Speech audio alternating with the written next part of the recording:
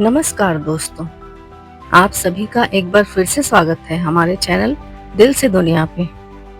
आज हम सुनेंगे अनंत चतुर्दशी व्रत कथा। यह व्रत भगवान विष्णु को समर्पित है और सुख समृद्धि की कामना से रखा जाता है। हिंदू पंचांग के अनुसार भाद्रपद मास के शुक्ल पक्ष की चतुर्दशी तिथि को अनंत चतुर्दशी कहते हैं।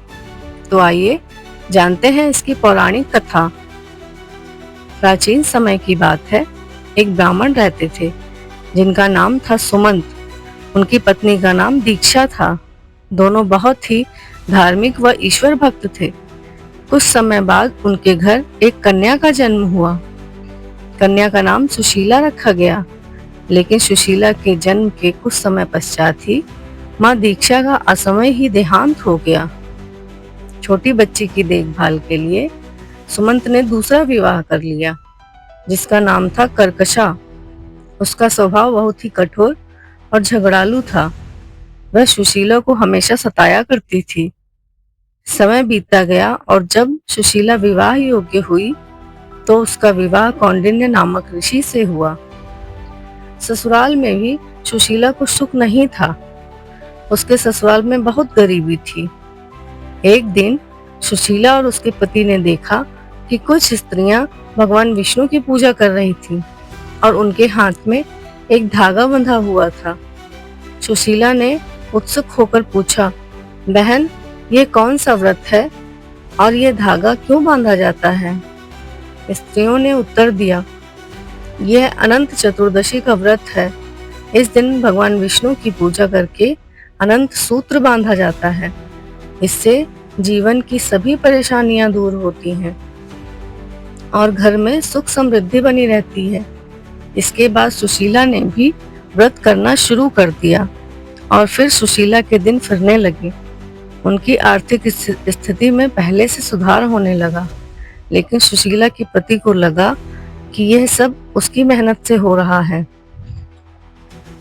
संदेहवश उन्होंने सुशीला के हाथ से अनंत सूत्र निकालकर आग में डाल दिया। कौंडिन्य ऋषि के ऐसा करने से भगवान विष्णु नाराज हो गए और उनको पुनः गरीब कर दिया।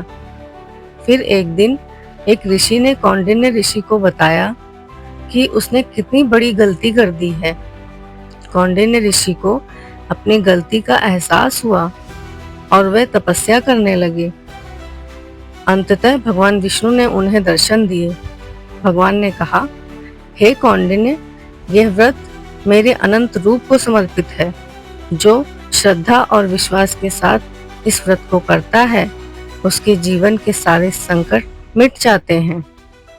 तुमने भूलवश अनंत सूत्र का अपमान किया, इसलिए तुम्हें कष्ट उठाने पड़े।